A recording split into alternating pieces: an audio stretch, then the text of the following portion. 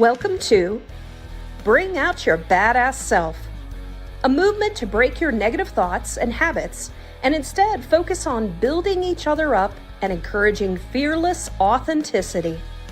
Each week, we will get vulnerable and share experiences alongside our guests and audience. Come rediscover your inner badass self. Good morning, badass. Good morning. How are you doing? I am doing well. You are on location. Yes. So Yes. Tell everyone where you're at. I'm up at the lake. I'm at the cottage. I have been here. I've done BOYBAS here before. It was one of our favorite episodes, actually. It was at the kitchen, right? No, it was up here, maybe just different facing. But it was one of our favorite episodes. It was with Pardeep. Yeah. Yeah. That was a powerful one. Yes, exactly. Yeah. Yep. So, Jenna had a theory that our house was bothering my allergies, and we had this planned, but it was kind of on the fence as to whether I was going to come because I was feeling so bad. And she was like, "I just think you should come along. I just really think getting out of this house will help," and it certainly did. So I'm glad I did, because I don't know if I would be here if I had stayed home. Yeah. Carrie is interested in which lake? Berry Lake. So there's actually so many lakes in Wisconsin. There's more lakes in Wisconsin than there is in Minnesota, even though Minnesota is like the land of 10,000 lakes. So this one's called Berry Lake, and it is, Carrie, I think you have family in Green Bay. This is maybe 40 minutes northwestish of Green Bay. But it's Berry Lake, and it's a beautiful lake, and we are so thrilled to get to spend time here. Yeah. And blessed, really quite blessed, because it's a beautiful little lake. Yeah. That getting away, getting into nature, getting into water, that's always an amazing feeling, just to get away from the concrete jungle, as Alicia Keys would say. Yes, absolutely. All right. Carrie also says, good morning. How's it the last Friday of June already? I concur. Come on. I feel like it was just Christmas as a parent. As a parent of 6 children, I think I've talked about this every year, but like, seriously, it was just Christmas. And now we're already starting to plan for Christmas again. She also said, Minnesota, 10,000 lakes, 10 million mosquitoes. So Absolutely. Thank you, Carrie, for joining us today. We also have Eric. He says, good badass morning. Good badass morning to you, Eric. I'm actually going to be doing a panel with Eric. That's going to be coming up here in July. And Eric, I think you saw my email. I'm still waiting for Miss Ashley. And so we have some further advertisement and things like that, but that's already gone live out on LinkedIn from what I saw. So that we're going to be doing that. And it's going to be a great panel. It's a panel of women talking about our experience of starting out as marketing coordinators, and now we're all leaders within our firms, and how it is that we went from marketing coordinator to leaders within firms. So just to be able to help people understand a little bit more about the path and how each of our paths are completely different, as well, just to be able to help people understand a little bit more of the possibilities that are out there. Yeah, that's through SNPS, right? Yeah, Atlanta specifically. Yeah. So Cool. For those that don't know, SMPS is for the architectural, engineering, and construction industry, and it stands for Society for Marketing Professional Services. So it is specific to marketers in the AEC industry or the built world. Yeah. So I'm excited about that. That's going to be an in-person event. Yeah, very cool. I know that's been in the works for a while. Yes. We also have Heather joining us. She's joining us from YouTube. She said, good morning, badass ladies. It's Heather Jones, and I'm on YouTube this morning since LinkedIn is acting up. I do see people commenting on LinkedIn. So if we see more of those types of comments, we'll guide people over to YouTube. So hopefully we're not going to, I don't know what it is with LinkedIn lately in sometimes having issues. She also said, oh, I'm so glad it helped your allergies, Cate. Thank you. Yeah, for a long time I was resistant to believing I had allergies, but it changes with age. So that's what I've been told. But I was like, no. Dan is here. He said, Cate, the days are long, but the years are short about your Christmas comment. No kidding. I know, Dan. We're still in the thick of it. I think it's because we are also right in between, right? Like we've got the youngest is 8 and the oldest is 20. And it's like we can, and we love our kids. You know that because we homeschool, right? And we are always with them. But we're also starting to see the light at the end of the tunnel. Like, oh, there's a future. There is possibility. There's time for us. Alone time. There could actually be alone time. Yeah. So the years, they're short, but they're feeling long right now too. Yep. I do love that saying, right? So the days are so long when you're a parent, but the years are short. It goes by so fast. I know Riley's about to start high school, and that just doesn't seem possible. Yep. I know. Carmen's here. She said, good morning. My two favorite beautiful badasses. Back at you, girl. Good morning. Well, welcome everyone. Thank you for the interaction. And I may end up posting out on LinkedIn just in case the YouTube link as we bring on our panelists. So I just want to encourage you to engage us today as we are going to have 2 amazing individuals join us on sales. And so I want to go ahead and bring them up. So give me just a second. And so let's bring you guys off of mute and let's flip over. There we go. Yay. Hello. Good morning. Good morning. Great to see you. Yes. Well, let's do this. Let's start off with a little bit of introduction. So I'm going to have each of you give a little bit of a background of who you are, a little bit, on both sides, personal and business side, just to help our audience know who you are. So maybe Paul, since you're up at the top, can you tell us who is Paul? You bet. Hey, first, can I just say thanks for having me on here. We're talking about energy today, and I don't know 2 individuals that have more positive, loving energy than you two. From the day that I met you years ago, I've just always loved both of you. So having a chance to be here today, I'm just absolutely thrilled. Just, if nothing else, just to hang out with you two, and Elise, a good time with you. So, and I mean that sincerely. So thank you. Hey, about me, I'm the president of Great Demo, and Great Demo essentially helps organizations do better discovery so they can rock their demo and win a lot more. But for me, when it comes to energy, it's about having fun. And I think sales presentations and training and everything else needs to come with that fun, positive energy. I try to live that every chance that I get. Today, I'm sitting in a small little community called Arthur, Illinois, one of the nation's largest Amish settlements. My hometown. I spend a lot of time here. So besides running Great Demo, I've had about 30 years in enterprise sales. And man, I just love being outdoors. So I spend a lot of time in Deadwood, South Dakota, my official home. And so those are just a few things about me, but it's just exciting to be here and share some insights. And I'm looking forward to a great conversation today. So thank you. Yeah, thank you. I'm super excited to have you here, Paul. Thank you.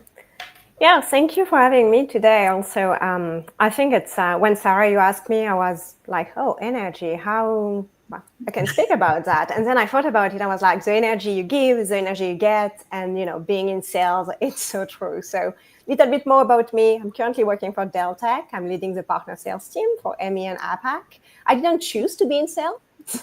So that's something that happened within my careers, but I've been in tech since 15 plus years. So And I think this topic is fantastic. I'm working with multiple countries and across multiple organizations with different backgrounds. So giving the right energy to the right people is also very important in my day-to-day. What do I do outside of work? I'm a fitness addict. I think we could put it that way. So I'm running, I'm doing some IROX, I'm a big fan of yoga. So every time I can move, and I'm lucky to move, I move every day. That's what I do outside of work. You get that energy going through the exercise. I love it. Yeah. I love that too. I am a big mover as well. I love dancing and moving. I'm getting we're reorganizing our house, and I'm getting a different desk set up, and I'm going to get one that rises up so I can. Oh, I would love to have that. Yes, because I sit on a yoga ball like at my home desk, but it's like all I want to do is bounce on it, and that's not conducive in client sales meetings at all, right? So I'm like, That's going to be great on camera. I know, like, yeah. But it's wonderful for posture. I mean, it is so nice to sit on that. But I'm really looking forward to a little bit more movement. I think, I'm sorry to just launch into it, but I think when you are standing, you are more confident. I think we've talked about this, Paul, and maybe even a great demo.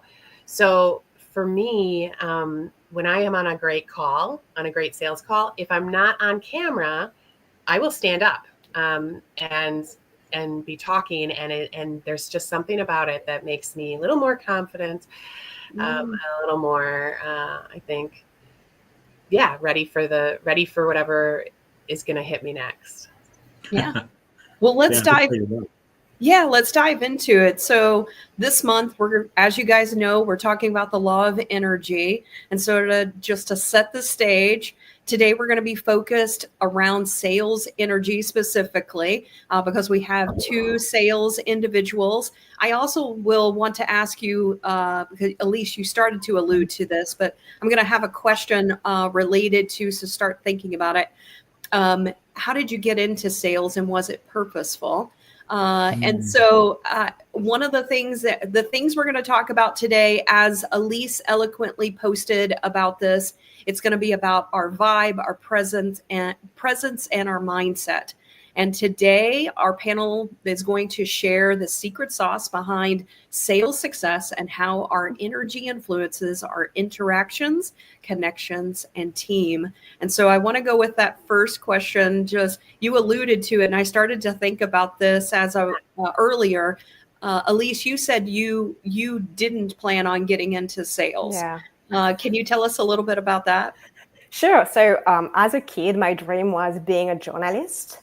So I did my full university and everything to follow this path. And then I couldn't go ahead with finding a job and getting into that industry. So I was looking at what I studied and where I could fall. And I started to redo a little degree in HR, which is, I don't know why, don't ask me why, but that's a path I took. I realized quickly that HR wasn't for me. So I moved into consulting, HR consulting, still linked to that. And then slowly, becoming a subject expert matter, an SE, so a solution engineers. And then one day I was asked, do you want to get into sales a little bit more? And I was like, why not? That seems a good challenge. So, and I've been loving it. So. That's awesome. Yeah. I love that. I love how you wound in your career to end up finding maybe sales found you. Is probably the better analogy. Absolutely. Yeah. Well, Paul, what about you? How did you end up on the sales side of the house? I think I was chosen early. I came out of college and I worked for a company. It was kind of a mid-size sales technology training organization. And I went through their system engineer development program. So they tried to make me technical very quickly. And what they realized is Paul wasn't super technical, but he can talk. And so they moved me in my first pre-sales role back in about 1997.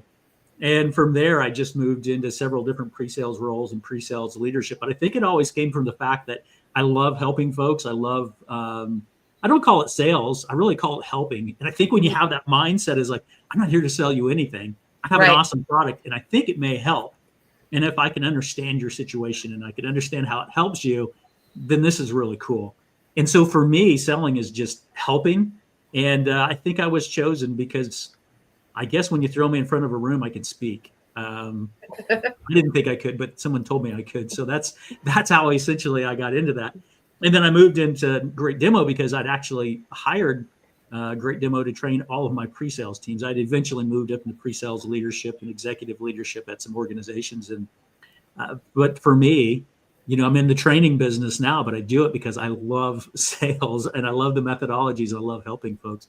A little bit more than you asked, but I think essentially that's how I got started from that perspective. So, yeah, I love it. I think pre-sales is one of the best jobs in the world. And I think sales is right there too. I've carried a bag. Yeah. And I've led a sales team, but I always go back to, I think pre-sales is just so awesome because you get to help so many people without the pressure that our sales counterparts carry. Yeah. I know Cate will have an opinion on this. For me, how I got into sales was not chosen. I did not choose, for me, sales was the sales guy that is trying to sell you a car that you don't really need. That was my mindset still of sales. And so when I was selected, a part of stepping up from to an ownership position, I had to take on sales because there was nobody else of the other partners to do it. And so I was like, I'm not a salesperson to the original owner. And they're like, okay, well, let's think about it. And they said exactly what you said, Paul. And that was the total mind shift for me that happened. He said, okay, when you deal with a client, he was like, you've been involved in doing demos and things like that and talking to clients, from a consulting perspective. He was like, how do you help them? And I'm like, well, I just ask them questions. And he's like, okay. And he was like, okay. And then what is your purpose? What is it that you're trying to accomplish? I'm like, well, I'm just trying to help them. And he was like, that's sales. And he was like, sales is being curious. It's asking questions. It's being able to help people and guide them down the path of what it is that they need. So for me, it was a complete mind shift of, oh, you mean I don't have to be that sleazy salesperson, that's like, no, you need to buy this. I was like, oh, I can actually have integrity and say, and say like, oh, this isn't a good fit for you. Right. So for me, that was the shift of like, oh, I can tell people just be myself, like, and tell them like, I don't think this is a good fit for you or whatever it might be. So it was just, it allowed me the freedom to be myself and to also get into sales. Absolutely. And what's kind of inspiring about that? I don't think people think about this, but how many of your customers are your friends? Because most of mine are. Yeah. You get to the place where like you have relationships, they're your friends. It's based on like trust that you establish with them because you weren't cheesy, but all of a sudden, I don't know if it's the same for you three, but for me, many of my great friends are actually my customers and I care. I really care. And I know you do too. I know I have people that will text me like we're that, our clients know us that well. They just have my cell phone and they'll just text me about, different things. And so Cate, maybe tell people a little bit about how did you get into sales? Yeah. So my path was interesting as well. It's kind of a combination of Elise's and Paul's. So I actually went to school for electrical engineering and got my degree. My goal was to go to law school and be a patent attorney or because I really liked math. I really liked the engineering, but I was a debate champion. I was very into debate in high school and college, and I was a debate coach. And so I really felt like a law degree was where I needed to go. As I got closer to graduation, I realized that I was technical, but I liked solving math problems. I didn't so much like building circuits. And my dad, who was a software engineer turned salesperson, said to me, I think the things you want to do with a law degree, you can actually do faster in sales, talking to people, persuading people of things, having conversations, helping people. And so I got an internship and I just never looked back. I loved it right away. And then my first job out of college was for a very small IT consulting firm. So I've always been in software or tech. I know I have a sales consultancy company where we did a bunch of other stuff, but tech has always been kind of the thread through all of it.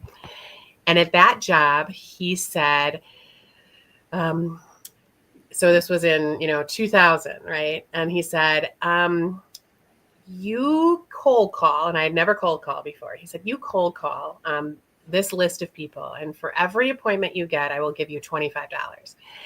And I was like, game on. So to me, it was a win-win. I was making, a salary, and I was going to get this $25, and so I just knocked it out of the park. And that's where I realized that I really loved cold calling, and I love the qualification portion of sales a lot. I love all of sales. Like I love sales. Not like work is almost a hobby for me. That's how much I love it. So, but to qualify well is the key to sales, right? To do that job really well and making sure that there's total alignment, that it's going to be a win-win, that the solution is really what is needed. That's what makes the rest of the sale fall into place. Like solving a problem. So, yeah. Yes. Yeah, exactly. Right. And then as I've, grown and coached and mentored other salespeople along the way, what I've realized is the active listening and the relationship is what really drives it as well, right? So if you are really good at active listening and you form that trusting relationship with your clients, not only will they become your friend, they become your advocate forever. And that's where the secret sauce is. So, and I know I'm preaching to the choir here, so we don't have to, keep repeating what the other has said, but it's just so very true, right? I mean, it just is. Yeah. So when you think about the energy that is shared amongst you and maybe a potential partnership with a client, can you talk, what I would like to understand is what are some key elements in creating that nurturing partnership, to be able to help drive growth for both you and also the client? What are some of the things that you try to keep in mind? Maybe Elise, can you start? I think the first thing is need to be a win-win. So yes, I mean, I want to make my numbers, but what's important is finding the right fit. And if we are not a right fit, the partnership is not worth.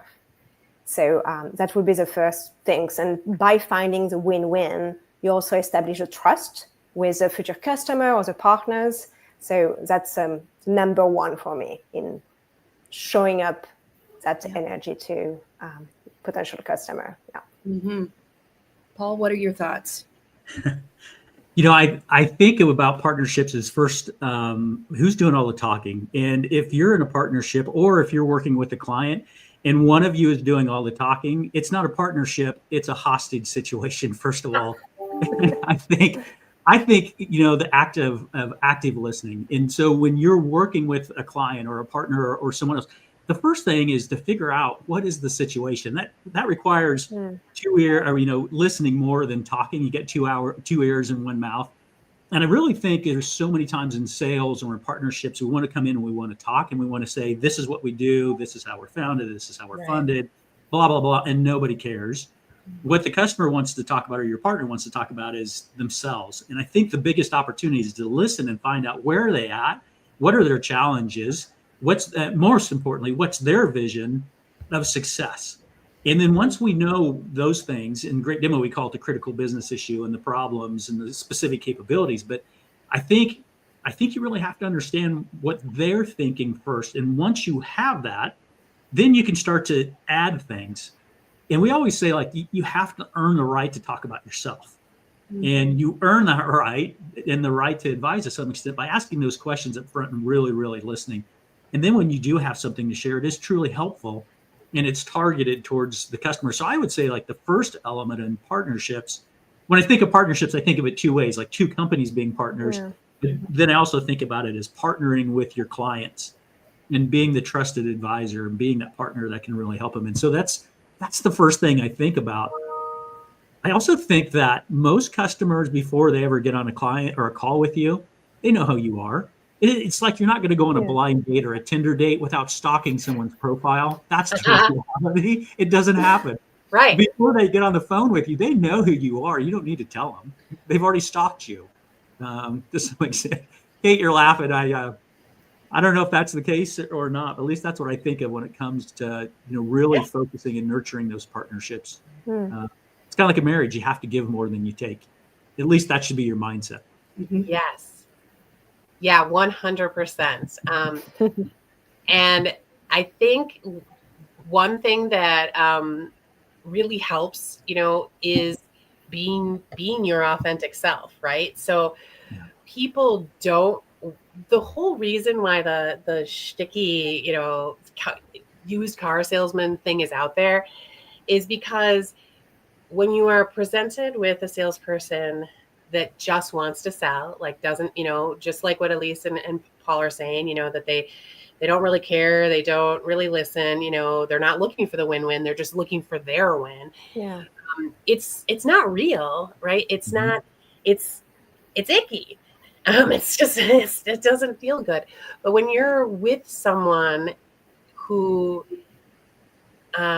actually is themselves, they're authentic and they truly care, you sense that, that, the difference between someone who's being fake and just there to posture to, in sales, you sometimes kid yourself and think like, well, I have to be what they want to buy from, or I have to be, in this particular package so that they are getting what they want and they see it the way that they want. I've broken that barrier so many times. I mean, look at me, I don't look like the traditional person that can walk into a boardroom and sell, but I can, because as soon as they are engaged with me, I can disarm them with my genuine desire to help them, my genuine, authentic, desire to help. And that's more important to anyone than anything else, I think. Kate, I would have to agree with you. I remember the very first time I met you, I was standing in the front of the room and you were on the left side front of the room.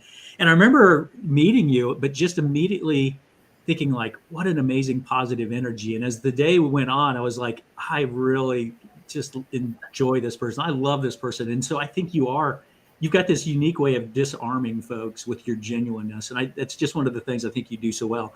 I don't know how to capture that for this call. I don't know if it's the smile. I don't know if it's just because you are. That's the energy.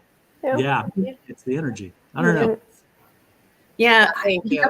The other thing that stands out, I think, a part of conversations is also energy for me is also intuition. And I use my intuition a lot, even on sales calls, because sometimes people will say things, but you can tell it's not them. It's like, oh, I think someone else is like dictating this to them. And so you use also, I feel like on sales calls, I also use that intuition. So for me, one of the other key elements of creating a nurturing partnership is being able to ask questions that then really dig in and to understand like the real underlying thing that is going on. And so it's being able to have those deeper questions, or getting to know people a little bit more and establish that trust, where then you can also say like, hey, you're saying this, but I'm feeling, maybe this, is this something, else that is of concern? So that to me is one of the things that I don't think a lot of times people talk about from a sales perspective is, we always talk about logic and, presenting and KPIs and all of this mind stuff, but for me, it's also the heart. Like I can feel when something is off. And it's like, okay, I need to dig here and figure out what else is going on. So for me, a lot of times sales is not about the mind. It's also about the heart and feeling that energy of when I need to ask maybe some other questions. I love that. And I have found the older I get, the more I have the ability to do that, or more of a desire to do that. And maybe it just comes from confidence, from doing it and realizing that you should always follow your instincts and your gut. And they'll almost never. Someone told me once that your head and your heart will lie. Your intuition and your gut never lies to you. To always trust that over the things that you're sometimes thinking. I love that. That's funny you are saying this, because when I was a SE, after the first demo, I knew if it could work or if it couldn't. Yes. You know it. Yeah. You just know. Yeah, I didn't think they even needed a sales forecast. They could have just asked me at how well the customer responded to what they saw. Because we'd walk out, right, and you're high-fiving each other, you're going, hell yeah, we just rocked that.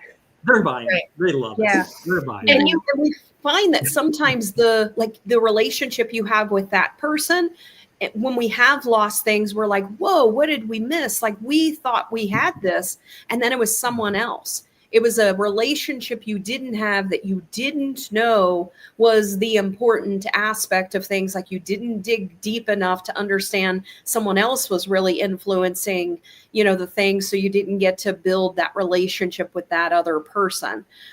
So for me, that is one of the things that I have found is when we have had, like we thought we had this in the bag, and then all of a sudden we didn't. It was because as we dug deeper, like, for example, we just had one that this happened and the person was, signaling that it was going to be coming our way. Come to find out, this person ended up not feeling that they could say no to the other people. Like they didn't want to go, they wanted to go with our product, but it was other people influencing them further that we didn't have a deeper relationship with.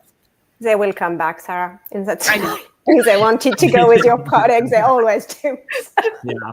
Hey, it's not my show, but I've got a question, and I'm just really curious if you don't mind me asking. Go for it. How important is likability in sales? I mean, if we're thinking about energy, I think that's an aspect of it. I'm just curious of what you think. How important is likability? Likability of the person selling? Yeah, the person. Yeah. I think it's really pretty important, actually, because you're buying from people and the relationships, right? So I think, especially in our world of software, and a lot of us are selling software, right? Or have sold software. I know, Paul, you're in and out of that space and training people in that space all the time, right? The truth is, as much as we don't like to admit it, is that all softwares have flaws. They're in most markets, right? There's usually maybe a head runner, but the other ones can come pretty close and get the job done. I think a lot of times you are buying from a person, you're buying from a human, and that likability is a pretty important component, in my opinion. Yeah, I feel the same. I do feel the same, although I have seen it, then I'm like, I can't believe this person bought this, and because personality wise, I was like, I would not have bought from this person. And so sometimes the product does end up becoming more important than the salesperson whenever they start comparing, like they allow logic, like, okay, well, let's just look. And I know, because I've had people that were like, I hated my salesperson, but we wanted this software. So they have confided, in us, but then they veer off, like, who else can help us with implementing? Like, I hated this salesperson. So we have heard that as well. So it is interesting to hear. So I do think people will buy from people they don't really like just because they feel like they have to deal with it, because they do enjoy it or they want the product. Yeah, makes sense. Yeah. Yep. Thank you. It happens. Definitely. But I think by and large, and And in those cases, honestly, I think it probably could have been discovered in qualification, like what was really driving, the situation, potentially, right? But I mean, we hear that all the time when a large software manufacturer is selling the software. Sometimes a smaller firm doesn't feel like they're connecting with the salesperson, but they feel like they have to well, I need to have, I need this software because if I'm going to compete with the bigger boys or the bigger, I have to have this. And so, then likability really doesn't have much to do with it. It's the presence of the product to begin with, right? Yeah. I do want to show that we have some other people joining us. So welcome, Kelly. She said, howdy, good morning, all. Good morning, Kelly. We do want to make sure that as people are joining us, feel free to ask questions you might have related to sales. And so I want to continue on down this path in talking a little bit more about collective energy of the sales team. And so what are approaches that you have found effective in elevating the collective energy of your overall sales team for improving overall results? Elise, maybe let's start with you. Yeah, I'm thinking. So I think I will take up an example for this week. For us, it's the end of the quarter, and we are pushing deals. It's not we are trying to achieve the numbers. And my team was so down, like they were so sad yesterday. They were on the call looking at me, and I was trying to pump them up, like, okay, guys, come on, ladies, we've got a few days left. And they were not reacting. So I stopped and just shift energy and, went much more calmer and then made a joke, and everybody started laughing. So that was a good way to ramp up the energy. And then so it's adapting to your audience, I think. My goal was to really put them all up because it was down yesterday. So I achieved the goal, but it's shifting that mindset. That took me a little bit yesterday. Yeah. I love how leaders can impact, really can impact their team. Go ahead, Kate. Sorry. Laughter is just such powerful medicine, right? So, Dan Hall, I don't know if you're still watching, but I love how on our partner calls you will toss out a joke and it just kind of eases tension and helps, it just helps. And even if you're just laughing, together, no matter when you are, that energy of laughter is, it's beyond joyful, right? Like it's the next level. You can say, oh, I'm happy. Yeah. But when you're laughing, you're really happy, right? You can't be bummed out when you're laughing. That's just how it is. Yeah. I love that, Elise. So, but I wonder about this, and I'm wondering how Paul has done this too with his sales teams, because I've dealt with quotas, but I haven't dealt with trying to get, 10 to 20 people to hit their quotas without pushing a sell mentality, right? Because that's still, in my opinion, the wrong mentality. You want them to hit their quotas, but you also want them helping customers, right? Truly helping customers. So, Paul, I'm really intrigued to hear how you've handled that in the past. I think, first of all, like culture and success isn't built in all hands meetings. I think it actually comes of treating your sales team and anyone that works with you much like you would treat your customers. I think one of the biggest mistakes I made when I was younger in my career, the reason I got promoted is because I was good at what I did. It doesn't mean I was a great manager. But in my mind, the way I did it was the perfect way to do it. And everyone should be just like me, which was like the biggest mistake that I've ever made in my leadership career. Because what I learned is that there's so many people who are unique and they've got their own attributes. Like one person loved horses and brought that into every sales conversation. And I remember at first thinking I don't care about horses. Actually, I own 2 of them now, but and then it dawned on me like that is what made that person special, and that should be encouraged. And so what I found is that working with the team, I mean, there's always the goals, there's the challenges, there's the competition. Salespeople are pretty naturally very competitive. And I think that's an element. I think there's also an element to getting to know everyone on your team and finding what motivates them. I used to find if like I sent a new like solid state hard drive to one of the people on my team, they would move heaven and earth for me. And they did not care about money. They wanted the latest tech gadget. And so I think it just really comes down to what motivates each person, what's part of their life outside of work, and then caring, setting goals, but helping support that person. And to me, it was individualizing culture to the individual person. And I think that's what I learned. And when I had probably the most effective and high performing teams, I knew their family. I knew what motivated them. Our performance reviews were always great because they were never surprised. And it just comes down to good communication is what I'm thinking. And collectively, there's other ideas, but those are the things that I found that I felt made me the best leader and made my team perform the best that they could as well. Yeah. The other thing I would add is celebrating really small wins along the way. Yes. You know, so sure. that has been, so just not taking it for granted and people, especially in the big enterprise sales, right? Like you forget how important like a single great conversation is, right? When and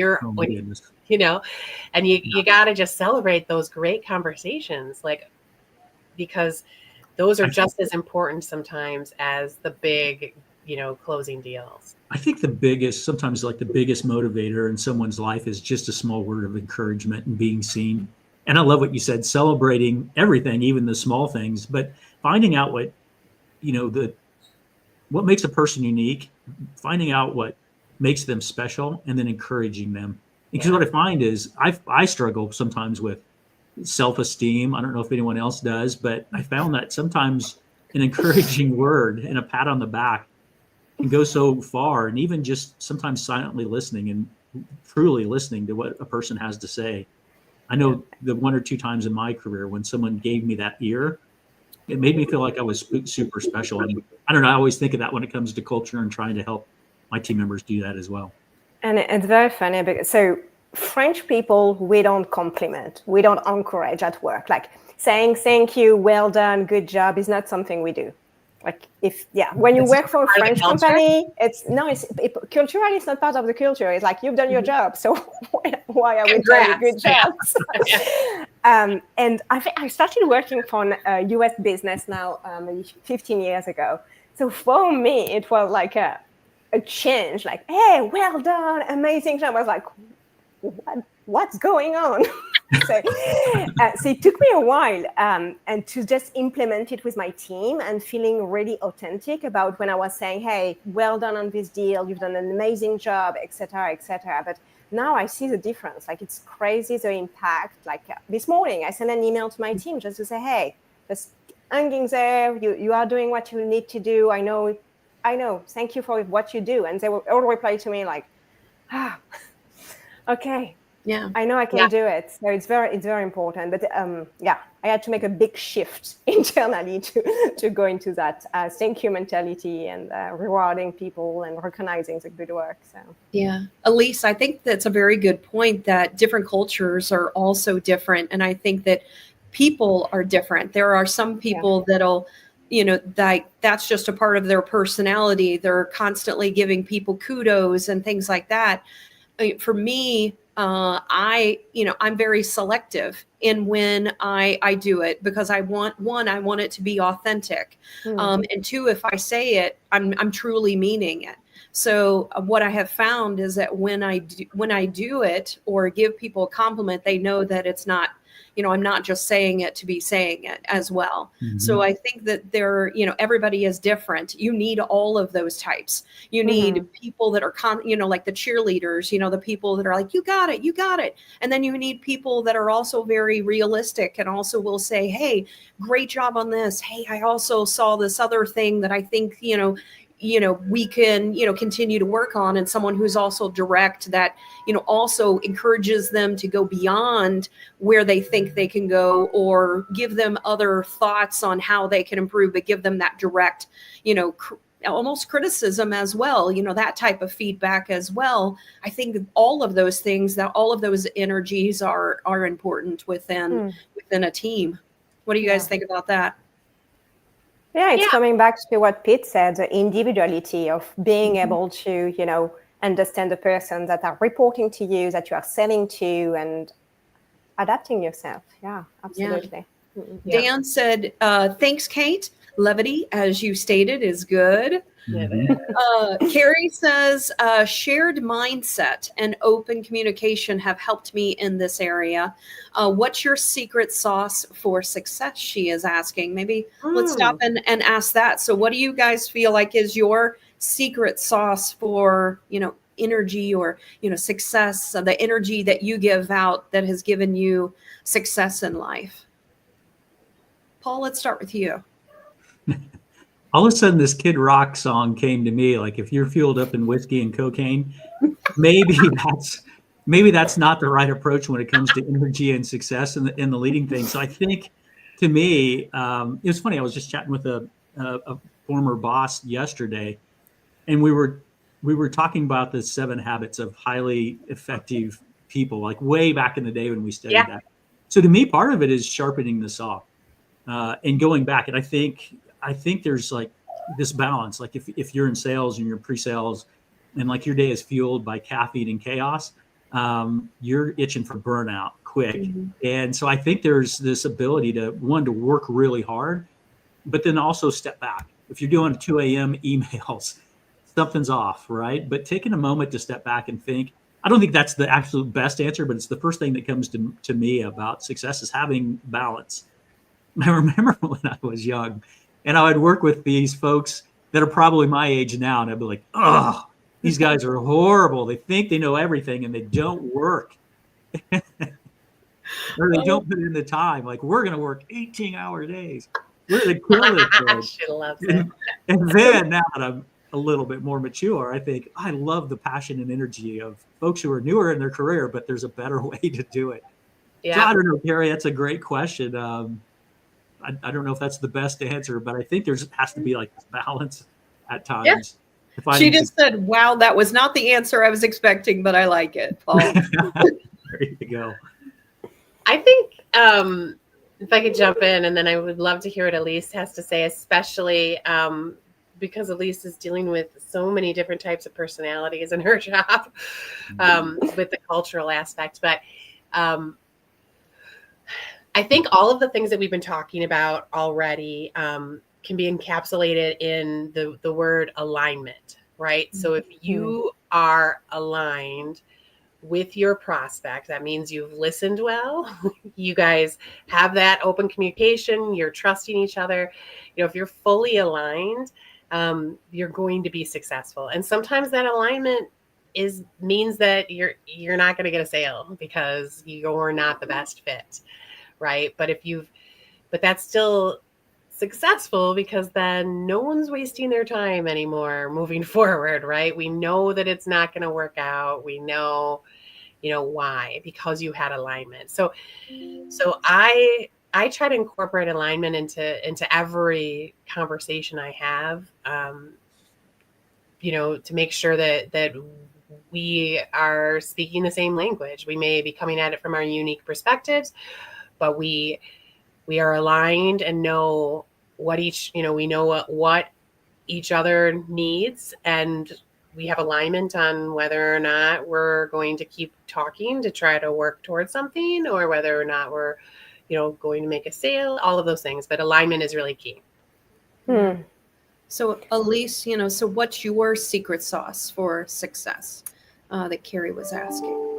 I think everything that Pete and Cate said, if I think about it, maybe at the beginning of the career, you want to do too much because you are here to impress, to show your expertise, to be there. But when you really take the time to step back, as Pete said, and think about what's my values, what do I want for me? And does it align with the company I'm working for, to the people I'm working with? And that's the alignment that Cate is saying, like being congruent and knowing that every day you show up at work, 90% of the time you show up at work, you're aligned with yourself. And that's when balance is coming in. So that's when you start saying no. And it could be no to your boss. No, I'm not going to do that project because I've got too many things to do. But that could be also no to a prospect. I don't think our solution is aligned with your needs. And yeah, I wish I knew that like 15 years ago, maybe, because I would have worked less at the start. But yeah, it's maybe coming with age. I don't know. It's finding that alignment. It's so important and critical. Mm-hmm. Hey, could I follow up on my answer as well? Yeah, I absolutely. actually just thought of the real answer that Sometimes for that me, happens, right? the secret sauce to success is being able to foretell and foresee the future. And you can see the future, you can predict the future. I didn't learn this till many, many years ago. If you want to predict the future and you want to find what success is going to look like, is find the person who has been where you plan to be and they're coming back. And when you cross them on the road, stop them and ask, what is it like in the road ahead? What are going to be the obstacles, the challenges? What did you face and what's the reality? And so many times in my career, I felt like I've been overconfident. I jumped into things too quickly. And there's some value in doing that and just going to get it at times. But in my failures, what I often found was I didn't use my network. I didn't ask the right people. I didn't seek out people who had the wisdom that I didn't have. And it doesn't mean you know, chat and GPT and AI isn't always going to give you that wisdom. It's talking to folks like we're talking to now. And to me, the secret to success is just finding the person that has been where you want to be and catching them. Yeah, that's a great component that hasn't been brought into the conversation yet. But learning how to like level up your energy and match your energy with someone that you respect or that could be a mentor to you or that has been where you want to be, right? How do you do that blindly? You can't do that blindly. You need to have those conversations with that person. You need to sit in their shoes. You need to understand. You can't just make up what that energy feels like. You have to do your due diligence, right? You do. And I think you either match someone's energy or you have to accelerate it. You know, I believe in mirroring at times. So mirroring is like acting the same way the person is, to use their cadence. If they speak slowly and they're from the location that speaks slowly, slow your speech. Right. But if they're literally falling asleep at the wheel, sometimes I think it's okay to deviate and bring the conversation back up to a higher energy level that could be a little bit more encouraging. I am such a mirror. Like, it drives my wife crazy because I do it, I think, out of a deep desire to understand who I'm dealing with. But even when even when a server comes to our table, like, by the end of the conversation, like if we're at a Mexican restaurant and it's Hispanic, I'm like starting to speak with a Spanish accent. My wife will be like, "This is embarrassing." And I'm like, I'm not doing it on purpose. I just really like, I really like Maria. Like, I really like, you know, like, I love that.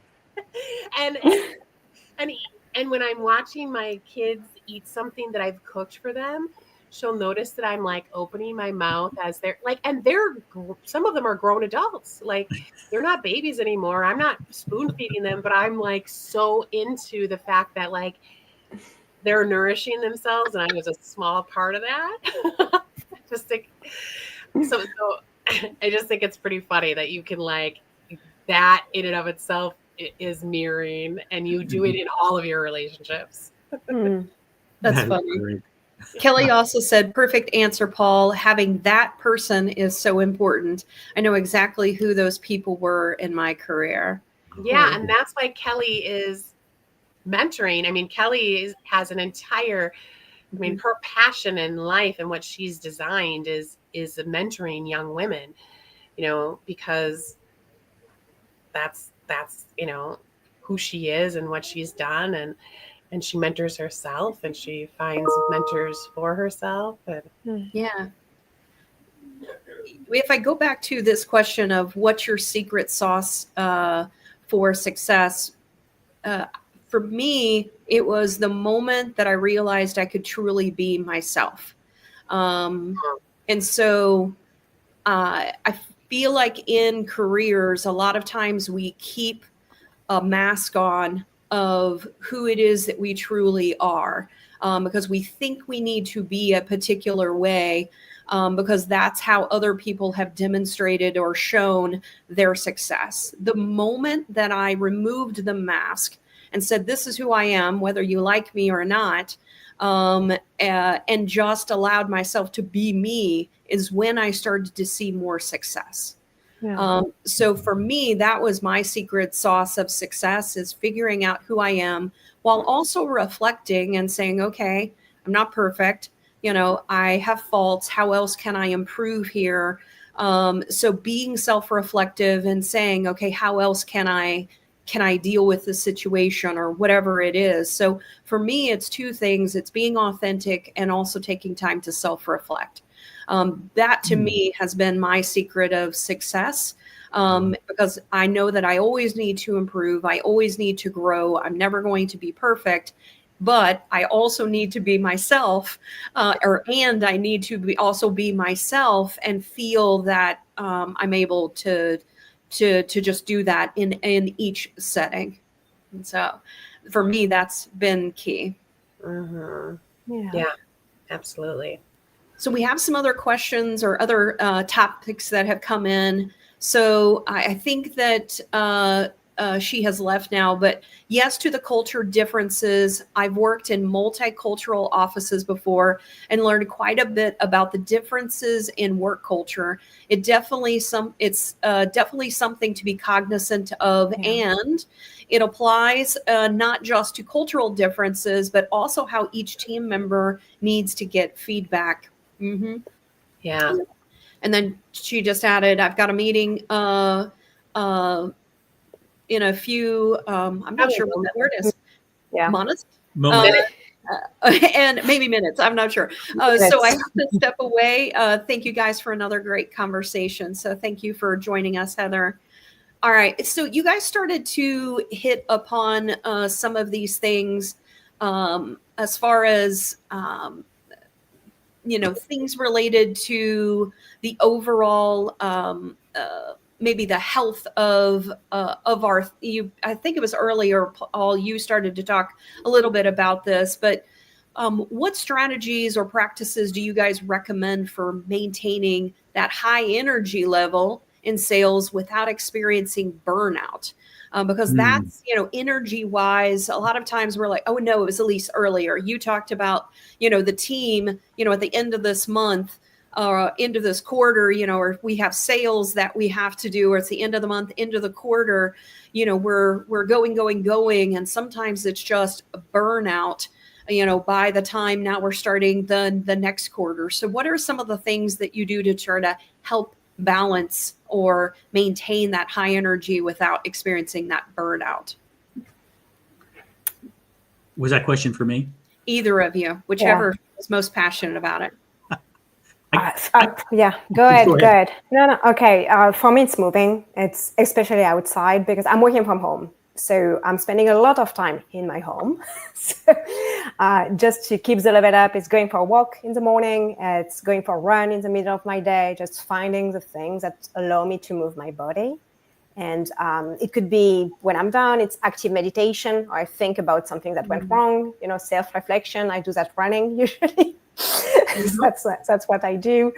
Or if I need to wake up because I had like a bad night or something, Sam, I will find a way just to bring that energy back up. But what I tell my team is always like find the things that work for you. So activity works for me perfectly. If it doesn't work for you, maybe something they'll do. So, yeah. Paul, what are your thoughts? I think if your answer to energy is just another sales spiff, then you might be the problem. It's like so oftentimes like it's go. And like Q3, you're exhausted, but Q4 is the biggest push. And so I actually was working with a client that banned meetings on Wednesday afternoons. No internal meetings on Wednesday afternoons at all. So the people actually had time to do their work, a little less time maybe in the CRM and more time talking to your clients and finding that. Other things were, shutting things down on Friday afternoon a little bit early, knowing that people had worked crazy hours all throughout the week. So I think there's an opportunity to balance that and find ways to, from a cultural perspective, ensure that people's energy is being maintained. I think about that on the grander level, but I also think on an individual performance perspective, I think that sometimes the work we do is kind of like being a high performance athlete. We're asked to be on stage, to travel around the world, and with little sleep, and sometimes in a bed you've never slept in, you have to be on with high energy levels the very next day. One of the things I did years ago, I was hiking in Alaska, and I remember I was researching energy levels, and like a snack mix or trail mix has got different foods in it, like chocolate, which will release energy immediately. Nuts will release energy a little bit later. And so they actually mix it so that your energy levels are sustained for longer periods of time.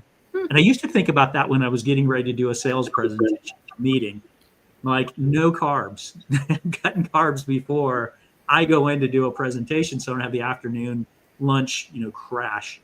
But also looking like, did you fuel correctly? Did you do your exercises in the morning?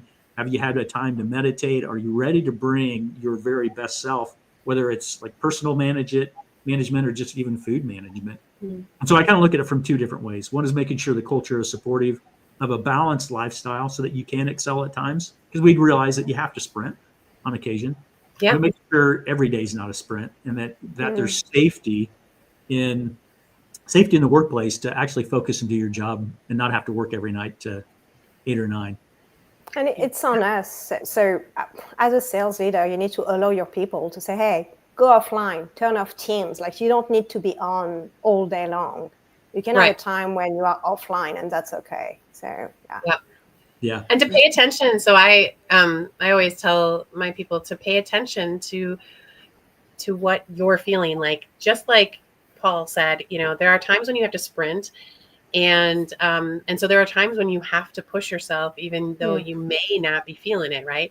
So you have to have some strategies in place and some coping skills to do that, right? So, and so I will, there'll be times when we don't have a choice. We have to sprint. But the vast majority of the time we do have a choice. And if you're paying attention to when you are on your game, and what things help you to get to being on your game. So for me, it's very important. Routine and what I put in my body and what I do with my body, all of those things are super important for me to being on my game. And I've noticed that and gotten really good at that in the past couple of years. But also, sometimes if I'm just not feeling it, then I'm not feeling it. So I can't, let's say I told myself I was going to make 2 hours of cold calls later this day. But I have scheduled Zoom sales meetings too. I have to do those sales meetings. Those are scheduled. The clients are going to be there. I have to show up. But those cold calls, I can push that to another day. And if I have that flexibility, I'm going to, because if I'm not feeling it, I'm not feeling it. And, there's only so much you can do. So you have to pay attention to what is really helpful. And like Elise said, you have to model that to your people, right? So modeling it and supporting it is also very important. Yeah. So thank you for joining us. Maybe, I don't know if anybody is familiar. It seems like it's your first time here that I've seen you. So welcome. And they just said nice communication. So thank you for joining us.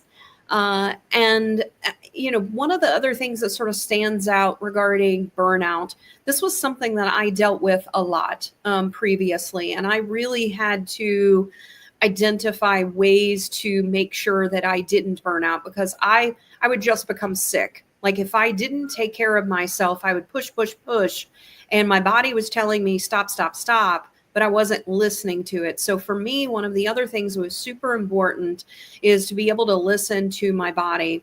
So that was first and foremost. Then it was, okay, how do I not get into that? So I have to listen to my body. What is it that I need to change in my habits that will allow me not to all of a sudden feel like I'm constantly having to take, the time off or do things to be able to pull back? So for me, it was identifying the things that I needed to do. It had to do with, one, Sleep has never been an issue for me, but sleep is super important. I think a part of what it is that we do. Are you sleeping in a pattern consistently that is allowing you to be able to refresh? Because that is an important aspect of being able to have the energy for the next day. For me, it was also vitamins. So I had to make sure and understand. So I added vitamin C, vitamin D, magnesium. For me, that helped me with my body in things that I was also needing. It was understanding what I was deficient in and things like that. That has truly helped. And then lastly, I think there's two more things. For me, it was also self-care. So every 6 weeks, I go get my hair done, and I also have a massage. It's actually massage then hair. And so every 6 weeks, that is my routine to take care of myself, have some pampering. So every 6 weeks, I have that massage, then I go get my hair done just to be able to have some me time. And then fourth, I would say consistency. I have found that if I add consistency in my routine, and instead of being all over the place, like, no, this is, how it is that I need to focus on this. I need to focus on this and allow for chaos time. I actually have it on my calendar, chaos decisions, things like that, things that are unknown, adding that to my calendar, and then also adding consistency of telling my team, here's the blocks of time. When you have clients time, book it during these times for me, where I also am allowed time to plan decisions, network, all of the other things that I need to do. It was adding a little bit more structure to my day, but making sure that I'm filling in the things that I need to do. So for me, it was managing all of those things and not getting to the burnout was the biggest thing that ended up really helping me. Yeah, I think that's great important. advice. Yeah. And so thank you for that. They said that's good. So thank you so much for joining us. And I want to start to wrap things up in this conversation. It has been an amazing conversation just to have with you guys about just sales synergy, and not only with our clients, but also with our team, also with just how it is we deal with our own energy, because that's really what it's about. Is we have to manage our own energy, because it ends up emitting in those different ways with all of those different partnerships that we have in our personal relationship with our friends, with our colleagues, with our clients. And so when we are thinking about overall the energy that we put out, what I want to maybe finish things off with is, what are some of the end advice that you would give people in the things that have helped you in managing your energy and being at your best on a day-to-day basis? And so, Paul, I'm going to turn to you first, sort of end thoughts, and even anything that you felt like, wrapping up, even just thoughts of today's conversation that you want to leave people with. I actually think the best answer is one you already gave, Sarah. I actually think taking care of yourself, it starts right here. So I love the idea, because I'm in the same place. Over the last couple of years, I started looking at self-health and energy and vitamins, spending time doing blood work and finding the things that I need to be the best version of me. A third of our life is spent sleeping, and it's probably one of the most common and most has the biggest impact on our mental health and our energy levels and so forth. I think that's that. I think finding and being around people that inspire you and motivate you. If you're not in that culture, you may not be in the right culture for you. Find it and get there. And then I think, I think being successful creates a lot of energy. It's a lot of fun. I guess the last thing that I do personally that just always tries to bring energy, I'm always surrounding myself by music. Cate, the first session we were rocking, man. We had people dancing. And so if I'm online, I'm doing a sales meeting, I'll start with music while we're on hold or we're waiting or if we're taking a break. And so just use the things that are there. I always say, it's not a party if there's no music. And I want to bring that to folks, because it just lifts the energy. So being yourself, maintaining and taking care of yourself. My personal thing is just go back to music, because I instantly will feel better if I've got the right song going. Yeah. Just some concluding thoughts that I had that I love it. hopefully will just help everyone. Yeah. Elise, what are your final thoughts? Yeah, I think the self-care part is so important because we spend so much time at work. So it's very important to feel good. But I'm going to be very practical. I think it's Wednesday I understood that I manage my calendar. My calendar is not managing me. I can choose to say no. It's when I started to really be better at what I do every day. And as you said, no meetings on Fridays afternoon, no, this type of things. Finding the things that work well is when I started to show up much more better to the meeting I'm on, and in at work and outside of work too. I love that. So good. Absolutely. I think I agree with you guys. And those are some of the most important things, if not the most important things. So I don't want to repeat them. What I would say is that when I start to overthink or when I start to question, my go-to, and it is music to help calm myself and just lift my energy. But my other go-to is to self-talk. So it's a form of self-care, but I will tell myself, you fucking love this, Cate, and you're so good at it. Like, just go do what you do. And then, it just works. So I think that's an energy boost, and just tell yourself whatever you need to tell yourself, and that's what I need to tell myself. Usually right before a sales meeting or a sales call, which I have one in 19 minutes. So I am glad we're wrapping up, and I forgot to tell you all that. I love that. Well, thank you guys for joining us today. It was a great conversation. I just love the energy from both of you as I've worked with each of you. And so it really is just an honor to have you both here. I also love that I have my co-host who is full of energy as well, that brings a lot to the table. So I just wanted to thank you all. I really do very much appreciate it. And I also want to just thank our audience. You guys have continued to just show up. We have continued to have new people that join us all the time. And so I just wanted to thank you guys for showing up, giving us your energy for an hour, 12 minutes at this point. And so thank you so much for joining us. As we continue, or actually we're wrapping up this month and we're going to start a new law, universal law next month. We are going to be covering the law of perpetual transmutation of energy. So it's about shifting energy. So we're going from how our energy starts to now shifting our energy and shifting that mindset and the things that we need to do related to our energy is next month. So Cate and I will be starting things off talking about the law itself. We then have a special person that we're going to be bringing on to interview.